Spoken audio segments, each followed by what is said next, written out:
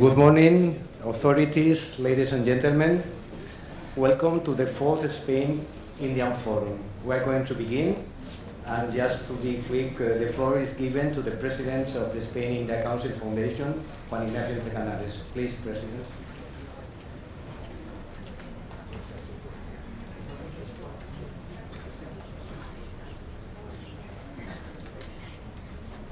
Namaste and happy Diwali.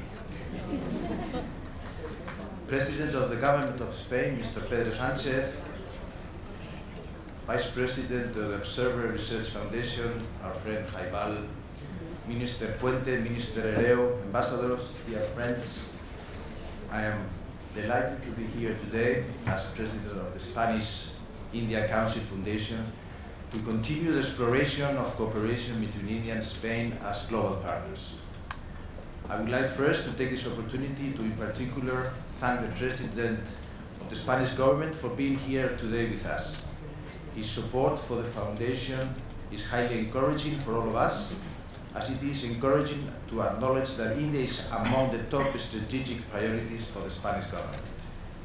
Indeed, our two countries are becoming progressively closer thanks to an increasingly fluid bilateral relationship based on common values, strategies and interests in our globalized world. For my company, Acciona, as well for all the companies and institutions represented here, we are convinced of the importance of creating permanent ties between the public and the private sectors. The Spain-India Council Foundation is part of the network that is being built over the years with the primary non-EU strategic partners of Spain around the world, with the support of the Spanish Ministry of Foreign Affairs. It was launched 15 years ago, coinciding with the historic visit of President Patnaik to Spain.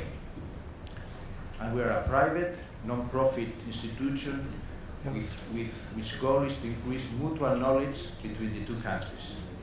In our Board of Trustees, we have representatives of different ministries, important municipalities such as Madrid and Barcelona, along with huge and relevant private companies from banking to education, law, infrastructure. So technology, R&D, cultural and academic interests are represented in our board. And I think this is an excellent public-private diplomacy platform to promote initiatives and mutual understanding between India and Spanish societies. Just 1 year ago, the Foundation organized in New Delhi, together with the ORF, the Spanish Ministry of Foreign Affairs and the Spanish Embassy in India, the 3rd edition of the Spanish-India Forum. The forum served once again as a catalyst for promoting bilateral relations between Spain and India in target sectors. The main goal of that 3rd edition was to explore opportunities for bilateral cooperation as global partners in 4 key fields: the participation of the European Union and Latin America in the Indo-Pacific, capacity building in defense industries, university collaboration and educational exchanges, and the global dimension of the Spanish language. The launch of the Spain-India Observatory was a significant achievement. This notable platform aims to bridge the two civil societies through research, monitoring, and dialogue. Spain and India have already demonstrated successful partnerships in many sectors like defense, renewable energy, food processing, and automotive components. But still many other opportunities like university cooperation, infrastructure, water, or urban development. Together with the ORF, the Foundation's main counterpart in India, we have determined that our meeting today will focus on continuing to build stronger cooperation in the Indo-Pacific region and exploring how India and Spain can collaborate and lead the global approach on artificial intelligence. Now, Our challenge is to keep the momentum of this rich bilateral relationship and to strive to open new chapters that allow our civil society to work even closer in India, in Spain, or in any other corner of the planet. Thank you very much.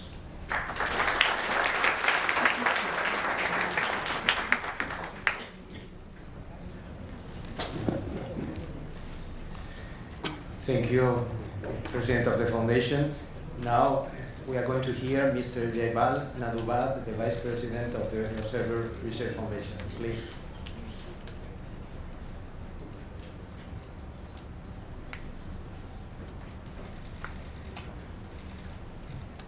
Your Excellency, Mr. President, Excellencies, distinguished guests, ladies and gentlemen. We are delighted to welcome you to this gathering, Spain and India partnership amid geopolitical and technological challenges, new horizons, new possibilities as part of the 4th Spain-India Forum. We are especially privileged to welcome His Excellency Pedro Sanchez, the President of the Government of Spain. Thank you, sir. Our sincerest gratitude to our partner and co-host, the Spain-India Council Foundation, the Spanish Mission in India, and the Indian Mission in Spain, and our respective governments for supporting and facilitating this important discussion. Mr. President, your visit comes at a particularly significant and poignant time. We are at a critical moment in history, navigating a world in deep flux.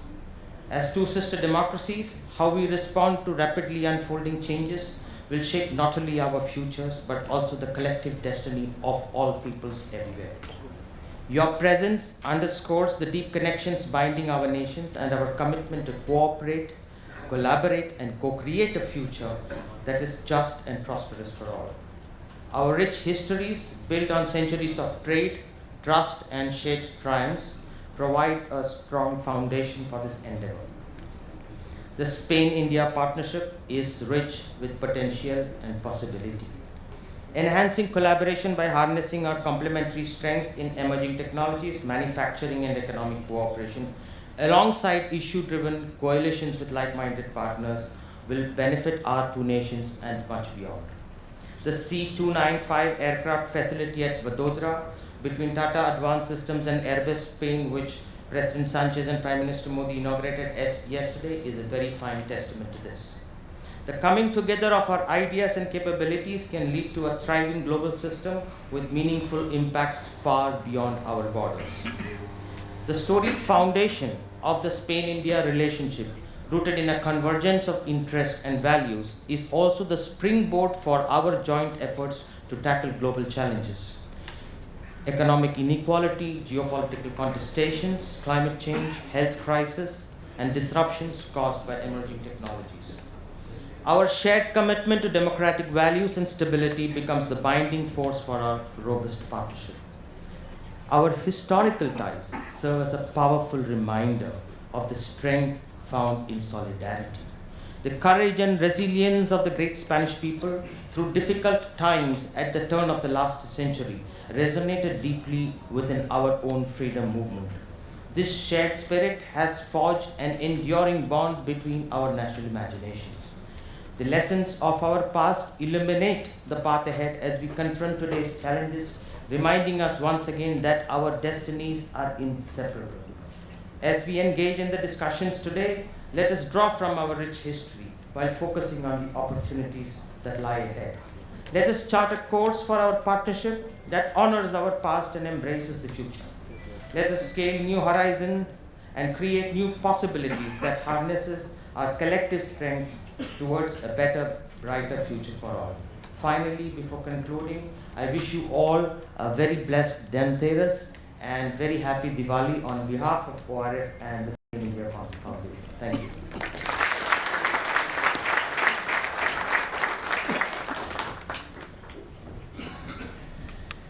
Thank you, Vice President Naduvath. Now it is the turn of the Indian Ambassador to Spain, Ambassador Patnaik. Please come to the stage.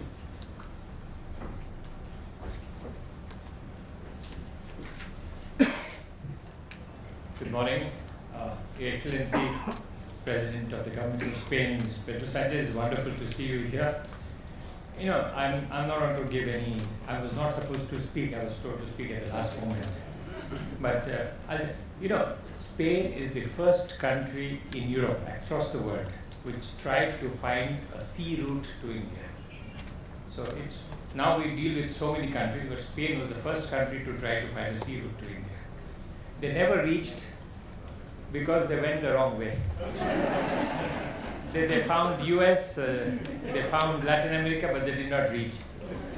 But they finally reached yesterday.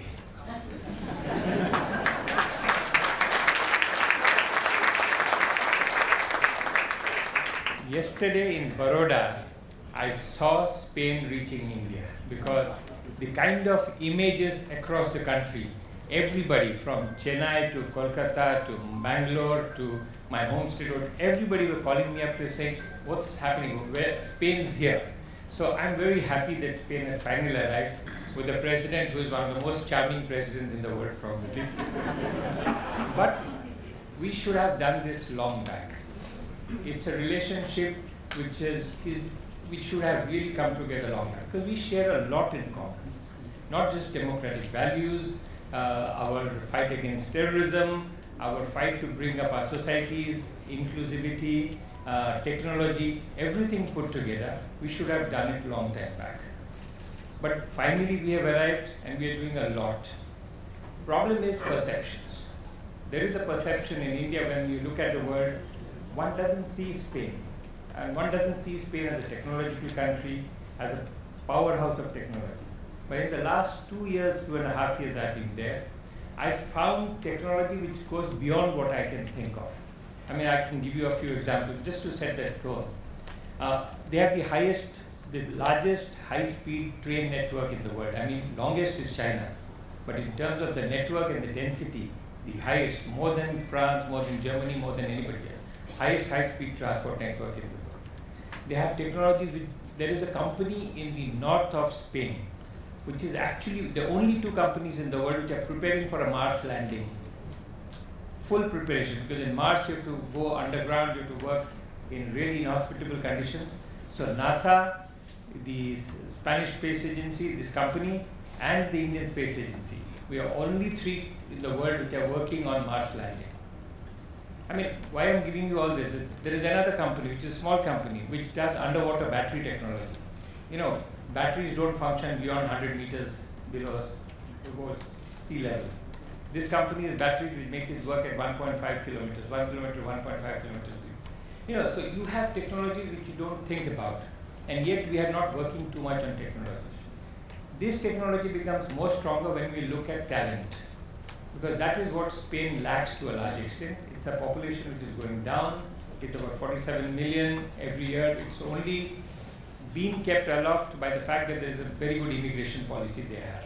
But they need an immigration policy which brings in more talent.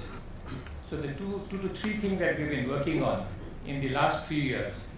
One is talent. How can we get Indian talent and Spanish technology, and Spain not just as Spain, but as a gateway to the Spanish world, which is about 650 million people across the world. How do we do the talent cooperation together? And the number 2, how do we do financial cooperation? Because all businesses in the world depend on finance. You know, I used to always say, the largest mining company in the world is Switzerland, because all the mines in the world are owned by Switzerland. They don't have a single mine of their own. Because it's financing which finances the entire flow of trade across the world. And so financing and talent are the 2 things we need to focus on in business. In culture, we've been doing a lot. And there is a huge cultural current work in both sides. We have the only public-private sector cultural organization in the world between the government of India and any other government, which is in Spain, which is called Casa de la India, which my friend Oscar Puente used to be the governor of that, used to be the Board of Governors head, and now is a minister. But Casa India is an example of what we can do with culture. We do a lot across the country. But more than culture, if you're looking at talent, we need to look at academics. Today, Indian students, Indian academics are across the world. Spain, we have a growing of only 2,000-3,000 compared to about 15,000 in Germany, 50,000 in UK. We have a small growing student community. Why are students important? Because they do 2 things. One is they create a pipeline of interest between 2 countries, and second, they bring in talent into the country. So both of this together bring countries together. So for me, these are the three things: banking, connectivity, talent. If we can focus on these three things, I think we can make a huge difference to India's trade. Thank you very much.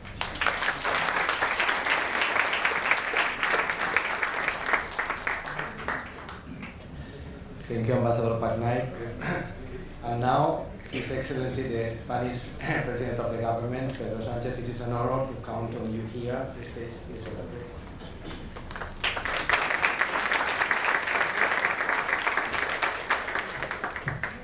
Ambassador, thank you very much for your kind words. Vice President Naduvath and Juan Ignacio, Entrecanales, friends, authorities. Since its creation in 2009, the Spain-India Council Foundation has fostered a mutual understanding between our two countries. In the past 15 years, the world has evolved, but our ties have grown stronger. Today's forum is a perfect example, to my view, nurturing a closer dialogue between the private sector, civil society, and academia. I believe is extremely valuable for our mutual understanding. The Spain-India report, published in 2020, and the creation of the Spain-India Observatory earlier this year are excellent tools for this engagement. Because one thing is clear, Spain and India have solid ties, but we can do more. We can do a lot of things together. More businesses, more investment, more cooperation, more exchanges. And let's be clear, I'm optimistic about it. Why? Because I see the potential, and more importantly, the willingness on both sides. There are three critical reasons why Spain and India should work more closely together. First, Spain and India must defend and strengthen multilateral institutions. The rules-based international order is at stake. Wars in Europe, Africa, Middle East are harming multilateral cooperation. International trade and globalization are increasingly questioned, and our cooperation to tackle global challenges is challenging. Against this, we must increase our efforts. And to ensure peaceful experience or coexistence, among countries, there are some principles we must abide by. First, territorial integrity and the sovereignty of nations. Second, the protection of civilians and delivery of humanitarian aid to those in need. Third, the defense of human rights and democracy. So we must raise our voice for peace and against those who seek to establish a new order based on force and chaos. Second, the world's center of power has shifted towards Asia, where India plays a key role. And I'm happy to share that Spain is working to launch our new strategy for Asia, a strategy that will revitalize our relations with this part of the world. If we dig into the numbers, the central Indo-Pacific region accounts for around 36% of global GDP, 60% of the world's population, and 50% of global maritime trade. Maritime trade, by the way, that face security challenges such as piracy, terrorism, natural disasters, arms, drug trafficking, and illegal fishing. As this region has significant strategic natural resources, such as oil, fisheries, or critical mineral reserves, security challenges are even more significant here. We must, therefore, protect freedom of navigation and overflight. India and Spain must contribute to secure Indo-Pacific. And third, our countries must address together the challenges of the present and the future. The challenges posed by the ecological and digital transitions. The case of artificial intelligence is particularly relevant. We are all aware of the extraordinary potential of AI, but we must also calculate the risk of its misuse. As our countries improve their technological capabilities, AI cooperation can transform key sectors. And it can also help address challenges related to the spread of false information that threatens our democracies.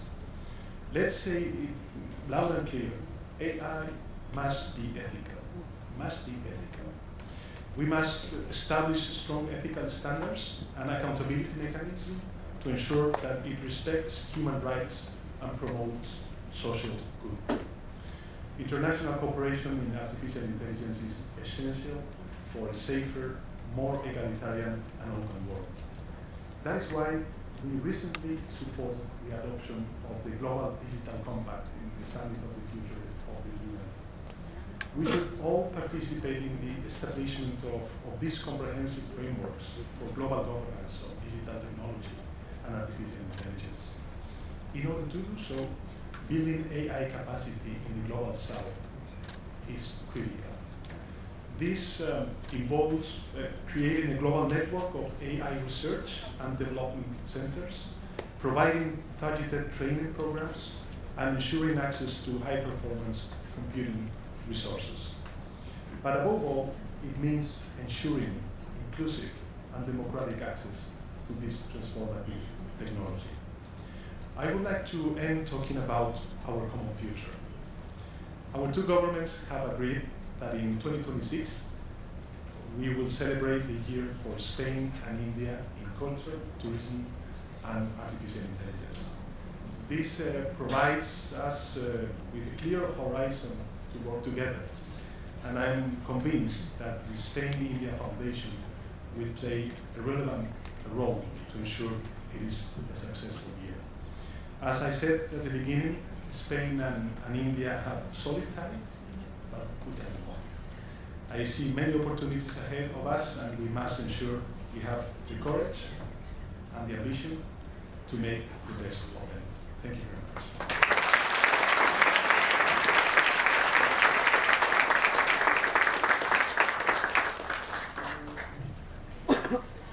Thank you very much, Mr. President, for the words.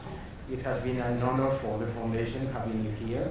And now we are going to close this inauguration ceremony, presenting a short video with the work carried out by the Foundation since its creation 15 years ago. Thank you.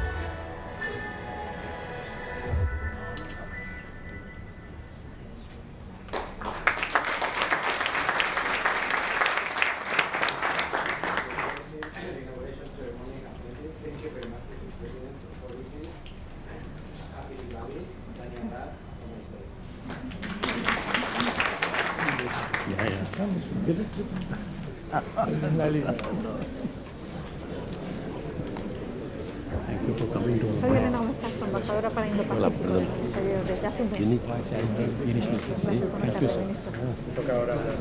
Sí, estamos. Muchas gracias.